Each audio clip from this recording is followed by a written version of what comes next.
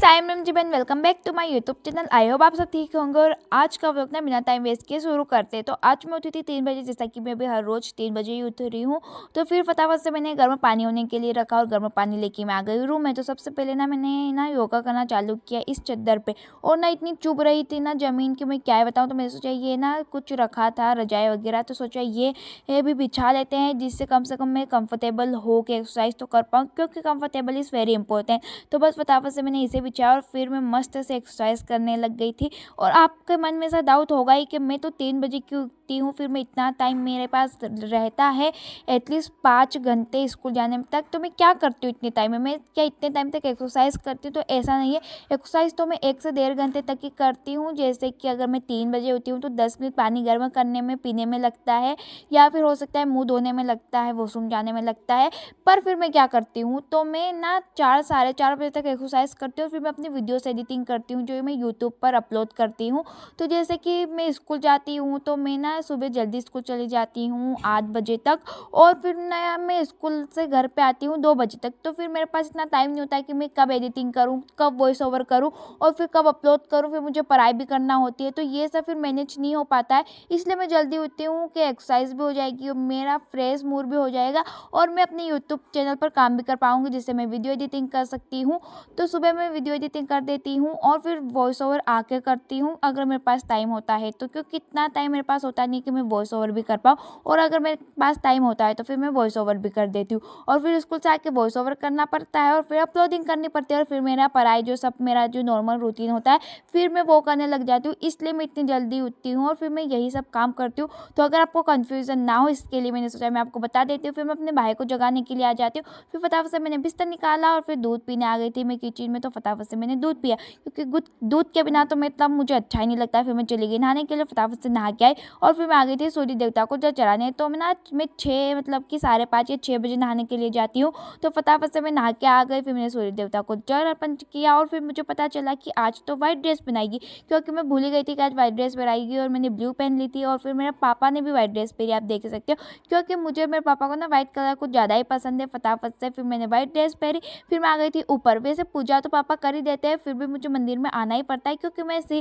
दुर्गा चालीसा पढ़ती हूँ, भागवत गीता पढ़ती हूँ। और आज तो ना भगवान जी इतने सुंदर लग रहे थे कि मैं क्या ही बताऊँ। फिर फटाफट से मैंने दुर्गा चालीसा पढ़ी, भागवत गीता पढ़ी, फिर मैं आ गई थी नीचे। मम्मी ने मेरी ज्योति भी बना दी थी और अब मैं हो गई थी रेडी स्कूल के लिए। मतलब जब मैं ना जल्दी नहीं उठती थी तो मैं स्कूल के लिए इतना लेट होती थी, इतनी भागम भाग से हम रेडी होते थे कि मैं बता नहीं सकती। अब जब मैं जल्दी उठती हूँ ना तो काफ़ी टाइम होता है हमारे पास। तो आज मम्मी ने बहुत ही टेस्टी से सब्जी बनाई थी। तो फटाफट से तो पहले मैंने खाना खाया और फिर मैंने अपना टिफ़िन पैक किया। और सच बताऊँ तो ये सब्जी इतनी ज़्यादा टेस्टी थी कि मैं बता नहीं सकती, बहुत ज़्यादा अच्छी लगी मुझे। फिर मैंने अपने बैग में से ना कुछ बुक्स निकाली, क्योंकि बहुत ज़्यादा जबन हो जाता है। फिर मम्मी ने पापा के लिए चाय बना दी थी, तो मैं पापा के लिए चाय लेके आ जाती हूँ। और आजकल ना मेरे पापा को ये मूड ना अच्छा नहीं रहने लग गया है, पता नहीं ऐसा क्यों है। तो फिर मैं पापा को चाय देती हूँ और मेरे पापा चाय देखकर भी खुश नहीं हुए। और फिर मस्त से ना मेरे पापा धूप ले रहे थे, तो मैं भी पापा के पीछे आके खड़ी हो जाती हूँ और पापा को पता ही नहीं चलता। और फिर ना मैं मजाक करने लग गया, क्योंकि मुझे गाड़ी चलाना सिखा दो।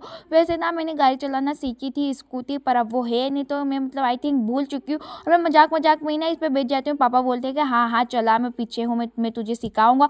और एक टाइम तो मैंने ना गिरा दी थी जब वीडियो नहीं बनी थी, और उसके बाद में वीडियो बनाना चालू किया था और ये ना खंबे में ही घुस जाते। अच्छा पापा ने पकड़ लिया था। और ना ये जो दादाजी है वो हमारे घर के पास रहते हैं, और वो ना हमारे घर पर रोज आते हैं। तो पहले तो वो ना देख रहे थे कि मैं क्या कर रही हूँ, और फिर 2 बार ट्राई करने के बाद मैं घर में चली जाती हूँ। फिर वो मुझे बुलाते हैं कि मैं तुझे सिखाता हूँ तो आ जा। तो फिर मैं आती हूँ बाहर और वो मुझे चलाना सिखाते हैं। तो पहले तो मेरे पापा ने मुझे सिखाई थी स्कूटी चलाना, और मतलब कि मैं अच्छे से चलाना सीख गई थी। अच्छे इतना परफेक्ट भी नहीं था, और फिर मैं भूल गई आई थिंक, अब मुझे संभालना ही नहीं आ रही थी। और आज मैं बड़े टाइम बाद दोबारा ऐसी मतलब कि गाड़ी में बैठी हूँ, तो मतलब ऐसा डर सा लग रहा था कि मैं गिर ना जाऊँ। एक बार तो मैं गिर भी गई थी। फिर मुझे बहुत आराम से चलाना सिखाते कि ऐसे करो वैसे करो। और फिर मेरे पापा भी पीछे पीछे थे और ये भी अंकल दादाजी भी पीछे पीछे थे।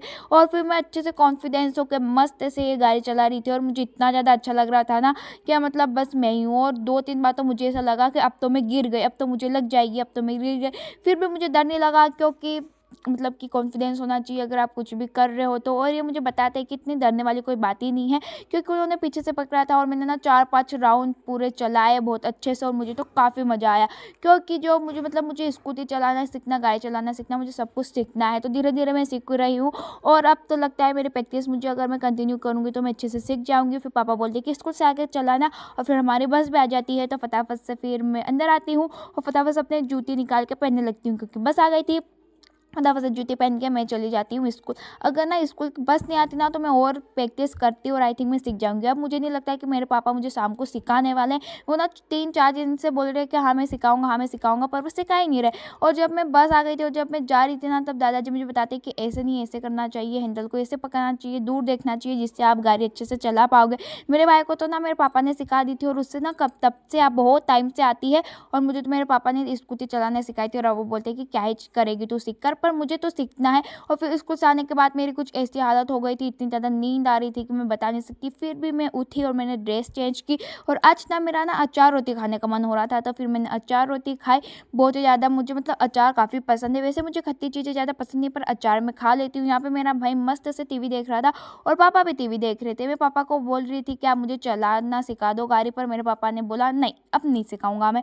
तो मेरे पापा ऐसे ही करते हैं। उन्होंने सुबह बोला था कि अब तो स्कूल जा, फिर आएगी तब मैं सिखाऊंगा, पर अब वो सिखा ही नहीं रहा। पर कोई बात नहीं, क्योंकि कल है महाशिवरात्रि, तो हम उसकी तैयारियां में लग जाते हैं। तो यहाँ पे मैं और मम्मी ना उसी की तैयारियां में लगे थे। पहले हमने कुछ पत्ते तोड़े और फिर सोचा फूल तोड़ लेते। तो मैं ना तब लेकर चली गई खेत के अंदर, और मेरे अंदर ना एक कीड़ा है फोटोग्राफी का। आई लव फोटोग्राफी, मुझे ना नेचर काफ़ी पसंद है, और नेचर में अगर फूल हो तो फिर तो क्या ही बात है। और आप देख ही सकते हो कि कितने सारे फूल है, मतलब ये पूरा खेत फूलों से भर चुका है, और इतने बड़े बड़े मतलब पौधे हो चुके हैं कि मैं इसमें वीडियोस भी नहीं बना सकती। जब मैंने बोला था कि जब पूरा खेत फूलों से भर जाएगा तब मैं दिखाऊंगी, तो एक व्लॉग आएगा कुछ दिनों बाद जिसमें आपको मैं पूरा खेत बताऊंगी फूलों का, तो उसके लिए इंतजार कीजिएगा। और जैसा कि आई लव नेचर, और मुझे फोटोग्राफी का कीड़ा है, और मुझे नेचर काफ़ी पसंद है, तो बस फिर मैं लग जाती हूँ यहाँ पे कुछ वीडियोस बनाने। और जैसा कि मुझे वाइट फ्लावर्स काफ़ी पसंद है, अगर आप कौन सा भी फ्लावर्स हो, वो रोज़ हो या फिर और कौन सा भी फ्लावर, अगर वो वाइट होगा तो वो मेरा तो फेवरेट ही होगा ऑफकोर्स। और ये फ्लावर इतने सुंदर लग रहे थे कि मैं बता नहीं सकती। इसमें ना मतलब एक अलग की मतलब कि मुझे बहुत ज़्यादा अच्छा लग रहा था, तो मैंने फिर अपने फोटोग्राफी के कीड़े को पूरा किया, और यहाँ पे कुछ मैंने पिक्चर्स लिए। और जैसा कि मैंने ना अपने विजन बोर्ड में बहुत सारे फ्लावर्स भी लगाए, उसमें कुछ इस तरह के भी फ्लावर्स थे जैसे आपको फोटोज में दिख रहे। ये सारे फोटो मैंने खींचे, और ना एक मधुमक्खी भी आके बैठ गई थी। और मेरा कैमरा इतना अच्छा है नहीं जिससे मैं अच्छे फोटो खींचूँ, और अगर अच्छा कैमरा रहता ना तो काफ़ी अच्छे फोटोज आते हैं। मुझे ना वाइल्ड लाइफ फोटोग्राफर ही करना है, बनना है। तो अब देखते हैं कि आगे क्या होता है। फिर मैंने एक गुलदस्ता बनाती हूँ अपनी मम्मी के लिए, क्योंकि मेरे लिए तो मेरी मम्मी मेरी वैलेंटाइन है। तो आज वैलेंटाइंस डे भी है वैसे, तो फिर मैं अपनी मम्मी को प्रपोज करती हूँ, वो भी वाइट फ्लावर्स से, वैसे रेड है नहीं। तो बस फिर मेरी मम्मी खुश हो जाती है। यहाँ पे ना मेरी बड़ी दादी जी खड़े खड़े देख रही थी कि मैं आखिरकार क्या कर रही हूँ। फिर वो मुझे कुछ कहती है, पर मुझे नहीं पता वो क्या कह रही थी। फिर मैं अंदर आती हूँ, और फिर मेरी मम्मी मेरे पापा को प्रपोज करती है, पर मेरे पापा को कोई रिएक्शन ही नहीं होता है। ऑफकोर्स वो कोई रिएक्शन नहीं देते, वो हाथ लगाते हैं और दोबारा दे देते हैं। पर कोई बात नहीं, क्योंकि मुझे ये बहुत ज़्यादा पसंद है। मेरे विजन बोर्ड में भी आपने देखा होगा कि ऐसे कुछ फ्लावर्स थे, और मतलब आई थिंक मेरी एक विश तो कंप्लीट हो गई है।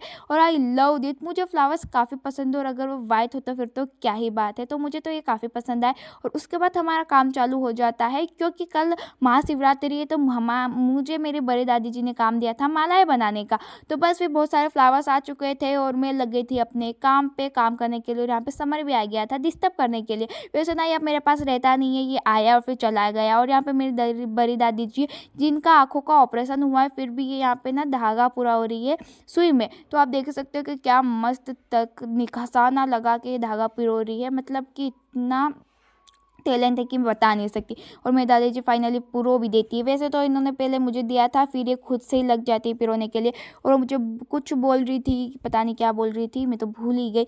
और ये व्लॉग आपको महाशिवरात्रि के बाद देखने को मिलेगा, जैसे कि मैंने अपने व्लॉग में बोला भी था। और फिर मैं लग गई थी अपने काम पे।